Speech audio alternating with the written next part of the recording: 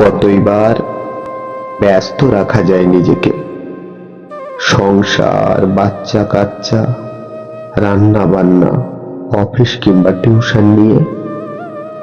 দিন শেষে না পাওয়াগুলো কেমন যেন খোঁচাতে থাকে। মনে পড়ে ফেলে আসা শৈশব, তারুণ্যের চঞ্চল মন, স্কুল কলেজের সোনালী দিনগুলো। তার সঙ্গে মনে পড়ে সেই বিশেষ মুহূর্তগুলো, যে কিছু সময়ের জন্য একান্ত নিজের হয়েছিল, কিংবা যে সব থেকে বেশি কষ্ট দিয়ে বিশ্বাস ভেঙে হৃদয়টাকে রক্তাক্ত করেছিল। পরিস্থিতির সাথে মানাতে মানাতে বড্ড ক্লান্ত হয়ে পড়েছি। মাঝে মাঝে মনে হয় সংসার, বাস্তবতা, পরিস্থিতি সব কিছু অস্বীকার করি।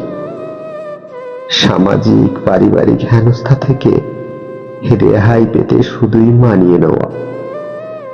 কখনো কখনো মনে হয় কেউ থাকুক আমার পাশে, কাউকে বলি মনের সব জমানো কথাগুলো, কারো কাঁধে মাথা রেখে স্বস্তির নিঃশ্বাস ফেলি, কারোর আকর্ষণের কেন্দ্রবিন্দু হই, কারোর আকর্ষণের কেন্দ্রবিন্দু হই।